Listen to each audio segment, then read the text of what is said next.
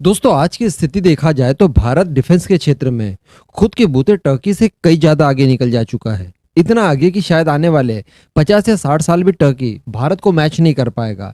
यानी भारत जो 2022 में आज है, ऐसी पोजीशन में आने के लिए टर्की को अभी 50 से 60 साल और लग सकते हैं। और अगर सब कुछ सामान्य चलता रहा तो इसी तरह से एर्दोगान की नीतियां फेल होती रही और ये सारी चीजें चलती रही तो फिर कभी होना ही नहीं है पॉसिबल कि भारत के बराबरी वो कर ले।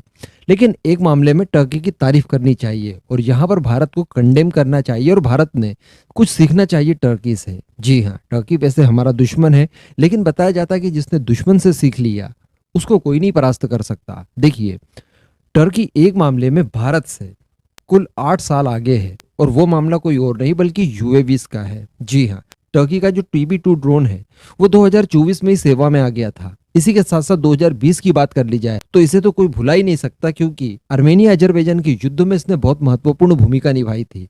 इजरायली ड्रोन्स के साथ साथ अजरबैजान ने टर्की के इन्हीं TB2 ड्रोन्स का इस्तेमाल करते हुए आर्मेनिया को बहुत भारी नुकसान पहुंचाया। हालांकि यहाँ पर यह कहा जा सकता है कि टर्की के ड्रोन इतने भी रिलायबल नहीं है, क्योंकि इनको लेकर मैं अलग अलग समय पर अलग अलग वीडियोस के माध्यम से खुलासे कर चुका हूँ।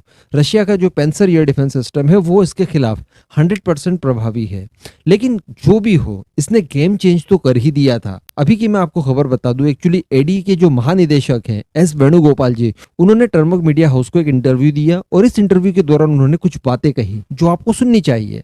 उन्होंने ये कहा कि जो हमारा रुस्तम 1 ड्रोन था वो एक टेक्नोलॉजी डेमोन्स्ट्रेटर था रुस्तम 2 के लिए। जो रुस्तम 2 है वो काफी शानदार ड्रोन है, मेल क्लास का यूएवी है। इसी के साथ साथ बाद में प्लानिंग की गई कि क्यों ना रुस्तम 2 में मिसाइलें वगैरह इंटीग्रेट कर दी जाए, इसलिए डीआरडीओ की एयर टू सरफेस मिसाइलों को इसमें इंटीग्रेट किया, जिसके बाद ये बन जाता है आर्चर ड्रोन। यानी रुस्तम 2 का जो वेपनाइज वर्जन है वो आर्चर ड्रोन हो गया।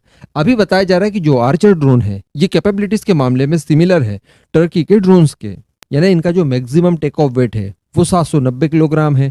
90 किलो का इसमें पेलोड ले जाया जा सकता है। एग्जैक्टली यही सारी कैपेबिलिटीज टर्की के ड्रोन्स में भी है। तो इसका मतलब ये हो गया कि भारत 2022 में टर्की की उस उपलब्धि की बराबरी कर लेता है जो टर्की ने 2014 में ही हासिल कर ली थी। अभी तो मैं आपको बता दूं कि थोड़ा सा समय और लगेगा, क्योंकि अभी हमारे ड्रोन्स सेवा में नहीं आए हैं, जबकि टर्की के ड्रोन तो 2014 से ही सेवाओं में है।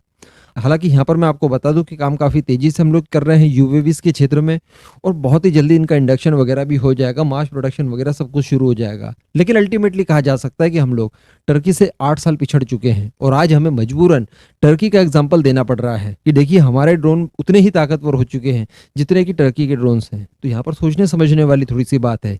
टर्की और हमारा कोई कंपेरिजन नहीं है, हम उससे बहुत आगे हैं, मीलों आगे हैं। तो खैर भारत को अभी और जरूरत है कि और ज्यादा तेजी से काम करे। मेरे हिसाब से कभी ऐसा मौका दोबारा ना आए कि हमें टर्की जैसे देश से कंपेयर करना पड़े अपने आप को। जय हिंद।